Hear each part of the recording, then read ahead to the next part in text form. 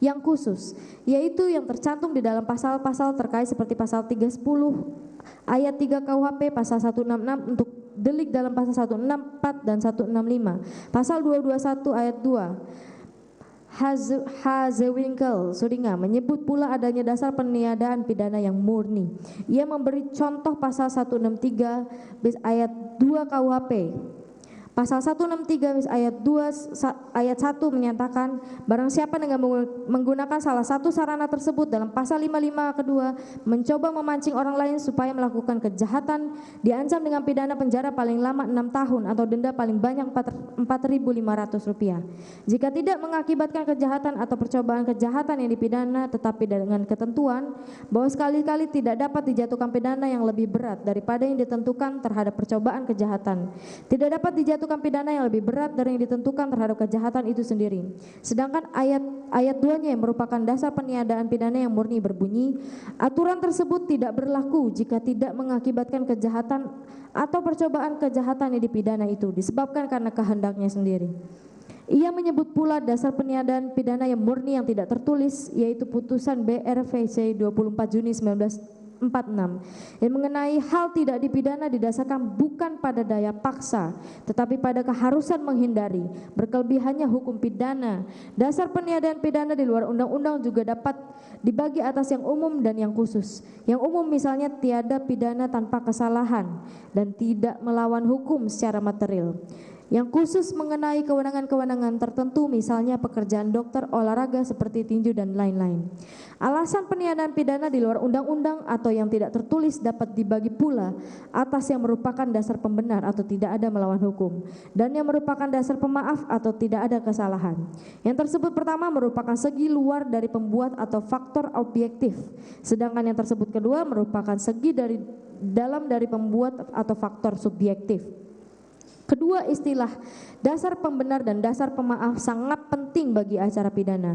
Sebab apabila dasar pembenar itu ada atau perbuatan itu tidak melawan hukum sedangkan melawan hukum itu merupakan bagian inti delik, maka putusannya ialah bebas. Sedangkan kalau kesalahan tidak ada atau dasar pemaaf ada maka putusannya ialah lepas dari segala tuntutan hukum.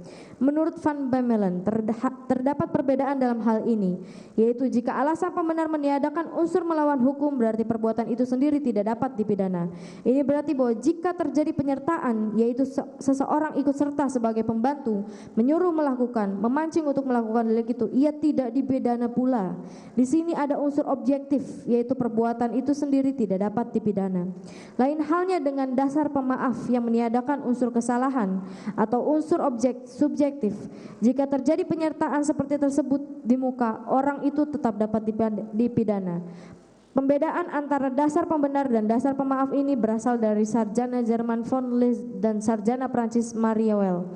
Menurut Van Hamel, dasar pembenar menghapuskan hal melawan hukum, sedangkan yang lain menghapuskan hal pantas dipidana. Force dalam hal yang pertama berpendapat sama, tetapi dasar pemaaf bukan menghapus hal pantas dipidana, tetapi menghapuskan hal dapat dipertanggungjawabkan pembuat terhadap pembuatan. MVT tidak mengadakan pembagian seperti itu. Semuanya dari pasal 48 sampai 51 KUHP, dasar segi luar tidak dapat dipertanggungjawabkan dan sebagai lawannya merupakan segi dalam hal tidak dipertanggungjawabkan seperti pasal 44 KUHP. Jadi semuanya merupakan dasar pemaaf. Vos menyatakan itu kurang tepat karena pasal 50 KUHP pasti bukan menghapus hal dapat dipertanggungjawabkan pembuat terhadap perbuatan tetapi juga menghapus hal melawan hukum.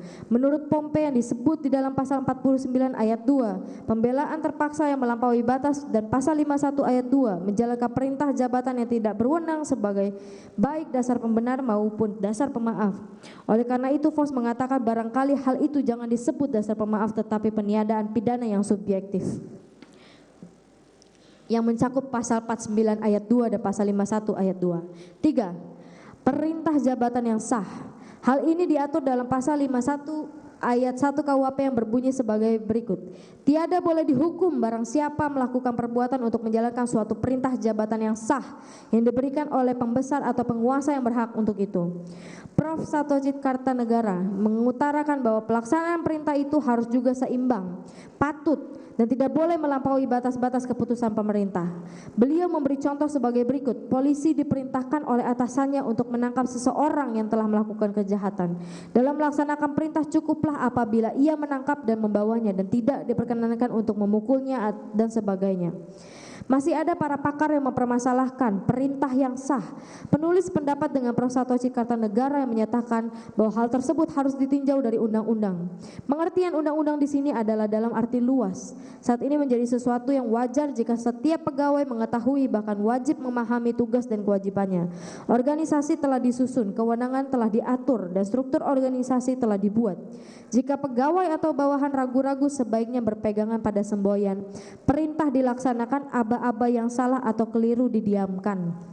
Pelaksanaan perintah yang tidak sah berdasarkan itikat baik diatur pasal 51 ayat 2 yang berbunyi, perintah jabatan yang diberikan oleh pembesar yang tidak berhak tidak membebaskan dari hukuman kecuali jika dalam dengan hati jujur pegawai yang di bawahnya menyangka bahwa pembesar itu berhak memberikan perintah itu dan menjalankannya terletak dalam lingkungan pegawai yang dibawahi.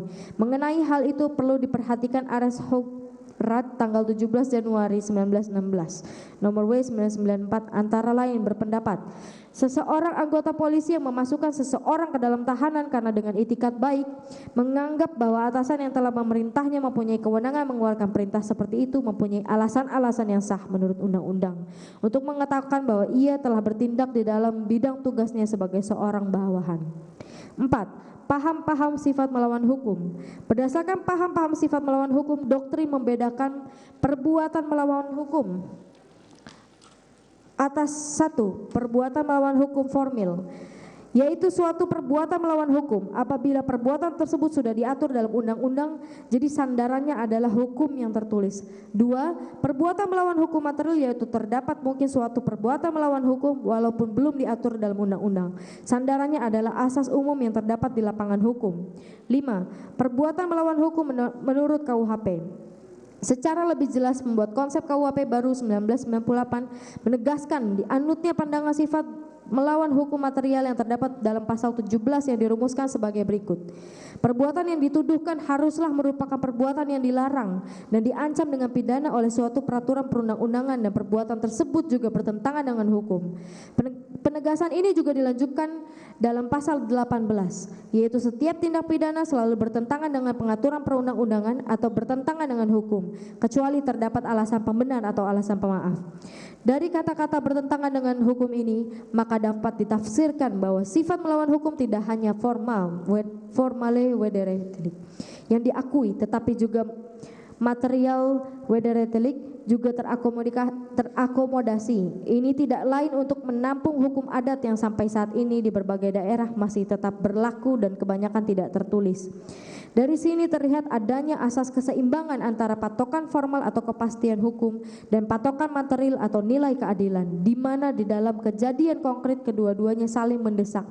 Maka dalam pasal 19 konsep KUHP baru 1998 memberi pedoman hakim harus sejauh mungkin mengutamakan nilai keadilan dalam memutuskan suatu perkara yang dihadapi daripada nilai kepastian konsep legalitas material maupun ajaran sifat melawan hukum material dalam KUHP yang berlaku sekarang tidak dikenal. Ajaran sifat melawan hukum material di Indonesia menjadi sangat penting mengingat hukum pidana yang berlaku di Indonesia bukan hanya hukum pidana yang didasarkan pada KUHP saja, tetapi juga hukum adat yang sampai sekarang masih tetap terpelihara. Jika hal ajaran sifat melawan hukum material ini tidak ditampung dalam suatu perundang-undangan atau jurisprudensi, maka dikhawatirkan hukum pidana adat akan mengalami kematian. Tetapi untungnya Mahkamah Agung dalam putusannya tahun 1965 berani bertolak belakang dengan KUHP yang berlaku pada saat itu, sehingga hukum pidana adat atau hukum yang hidup dan tidak tertulis bisa diselamatkan. Penyusunan konsep atau rancangan KUHP baru tahun 1998 menyadari hal ini sehingga mereka perlu memasukkannya menjadi suatu bagian yang tersendiri di samping ajaran sifat melawan hukum formal yang selama ini sudah terakomodasi. Bahkan lebih mengunggulkan nilai-nilai keadilan yang ada di dalam masyarakat dibanding nilai kepastian yang berarti mereka betul-betul menghargai hukum pidana adat yang sekarang ada dan berlaku. 6. Melawan hukum dalam arti formil. Zainal Abidin menjelaskan bukunya berjudul Hukum Pidana 1 Sinar Grafika Zainal Jakarta 2007 halaman 204.